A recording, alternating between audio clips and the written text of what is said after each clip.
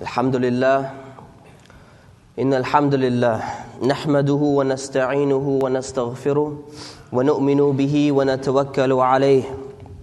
Wa na'udhu billahi min shururi anfusina wa sayyiati a'malina. Man yahdihillahu fala mudilla lah. Wa man yudlil fala hadiya lah. وأشهد أن لا إله إلا الله وحده لا شريك له وأشهد أن محمدا عبده ورسوله أما بعد. We begin by praising Allah subhanahu wa ta'ala, who is the only one worthy and deserving of any praise whatsoever.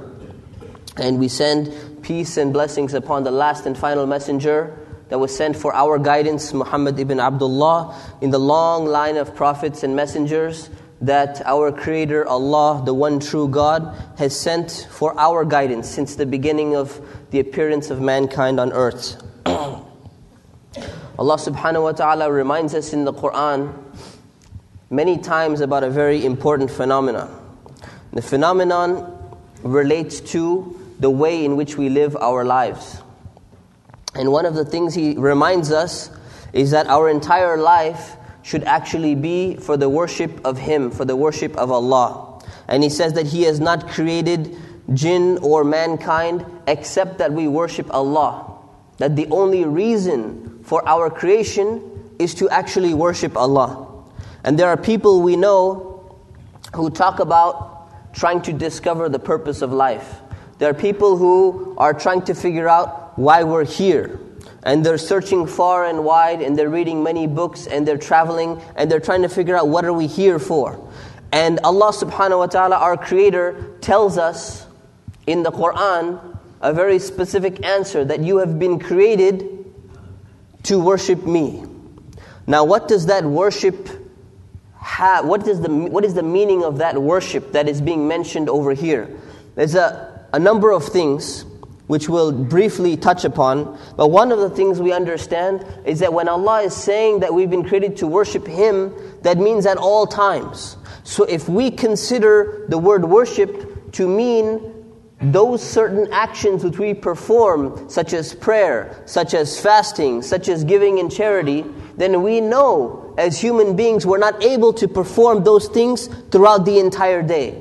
We know that we cannot, and nor have we been ordered to, perform those actions like praying and making prostration and bowing in front of Allah throughout our entire day. Because we need to eat, because we need to sleep, because we need to work. There's other things that we need to do. So one of the things we do understand is that Allah subhanahu wa ta'ala has made this way of life, or made this worship, in all aspects of the things that we do. So even your business transactions can become a form of worship. Even your socializing with other people has the potential to become a form of worship. And that is why Allah subhanahu wa ta'ala has given us a guidebook, the Quran. And we have to allow any guidebook to define itself. So how do we sometimes define this book that's been given to us? Sometimes we define it or redefine it as being something that's like a talisman, for example. Like something that's there that we only utilize when we need it for some reason. That's something that it's like a book where you keep it closed and you decorate it and you put it and cover it up in silk and gold and all of these things, and you keep it in the highest place, and that's somehow a manifestation of respect for that book. But that is a redefinition of the book.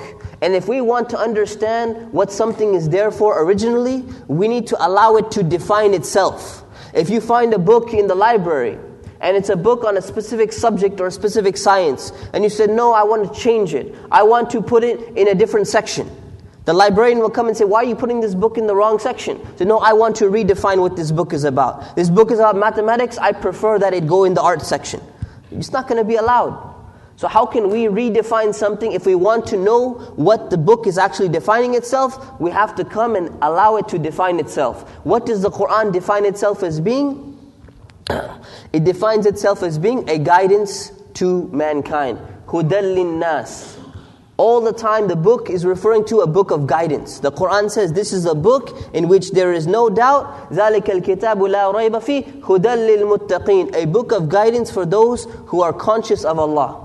Those who are conscious of Allah. And within that book, we find that it tells us a way in which we're supposed to be living our lives. And within that system, as I mentioned, within that system, every single action that we perform has the ability to become an act of worship if we have the correct intention behind those things. Because deeds are based upon their intentions. But at the same time, those actions that have been prescribed for us, like prayer, like fasting, like all of these things, what we do find is that these things are specific acts of worship. And most Muslims, they do these at least sometimes. But what is one of the things that we forget? One of the things that we forget to do is we forget that behind those actions, behind those rituals, is a meaning. There is supposed to be a meaning behind those rituals. So let us be honest with ourselves. How many of us have found ourselves performing the prayer, but without any concentration whatsoever? How many of us have found ourselves performing a fast or a prayer, but something else was completely going on in our mind, such that we had absolutely no idea what we were doing, and we thought that we'd pray a little extra because the motions may somehow bring us closer to Allah subhanahu wa ta'ala. We've all gone into this state. We've all at least faced this situation in our lives. But one of the things we need to understand is that that is not something that Allah subhanahu wa ta'ala has told us that we must be doing. The actions themselves have been clarified by Allah to us that it's not the actions that are going to make a difference for you. It is the specific thing which you're doing, the meaning inside the actions, which are going to actually benefit you in some way. So Allah subhanahu wa ta'ala tells us in the Quran, in Surah Al-Baqarah, it says, لَيْسَ الْبِرَّ أَن تُوَلُّوا وُجُوهَكُمْ قِبَلَ الْمَشْرِقِ وَالْمَغْرِبِ. He says, it is not righteousness, it is not piety, that you turn your faces towards this way or towards that way, towards the east or towards the west. The righteousness does not lie in your facing a direction. You say, well, wait a minute. I thought you guys tell me that, you have to face the qibla, you have to face the direction when you're praying. And you have to perform the motions correctly, right? You have to stand correctly, you have to bow correctly, you have to go all the way, put your forehead on the ground. The actions are supposed to be part of the salah as well, as part of the prayer as well. Well, that's true. The actions are part of the prayer. But what is Allah telling us here? That righteousness does not lie in your facing towards a specific direction. He's reminding us that your true righteousness and piety is not in your action itself. It's in the manifestation of the action. Because one person can be performing the act and there can be righteousness in that person's heart. And another person can be performing the exact same action of prostrating before someone and they may be doing it out of hypocrisy. So Allah is reminding us that your actions are not actually what's going to be judged. What's going to be judged and what's going to have some weight in reality, both in this life and the next life, is going to be the meaning behind the actions. So Allah doesn't, if you reflect upon certain rituals that we do in Islam, we circumambulate the Kaaba, we walk around a building, right? We run between two mountains, two hills, between Safa and Marwa. We go back and forth. Why? Because Allah has commanded us to do these things. But it doesn't mean that you're running. Your simple act of running or your simple act of walking around a building is going to somehow, that action in and of itself is going to bring you some benefit.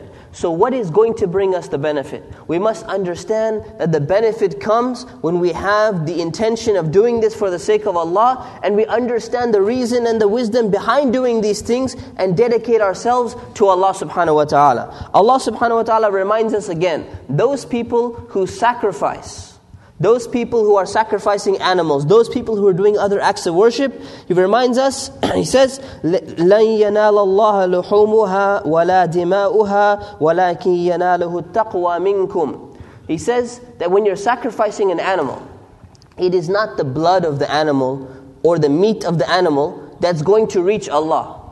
The blood and the meat of the animal, when you're performing a sacrifice, qurbani or zabh, it's not going to reach Allah, because Allah doesn't need to be fed. He's far above, far beyond all of those things.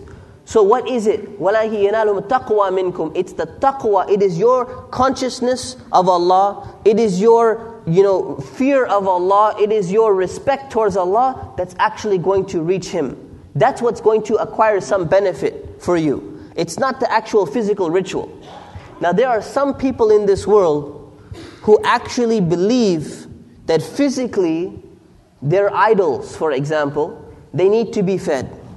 They believe that their idols need to be fed. For example, there are some people who actually will come and they'll put like an apple in front of their idol or in front of their deity, and at the end of the day, they'll come and take the apple and they'll throw it in the trash, and they'll put another apple the next day, thinking that the deity actually needs to be fed. Now any Muslim who has even a tiny bit of iman, a tiny bit of understanding of Islam, will say that's absolutely ridiculous. How could someone put some food in there and they think that somehow that's going to benefit the idol or benefit that thing? Well, some Muslims fall into the same trap when they think that some actions of theirs, without having a correct intention, without having a correct understanding of what's taking place, that their actions, they're simply, as the Prophet ﷺ used the word translated, people who peck a few prayers, a few units of prayer, that's going to benefit them somehow.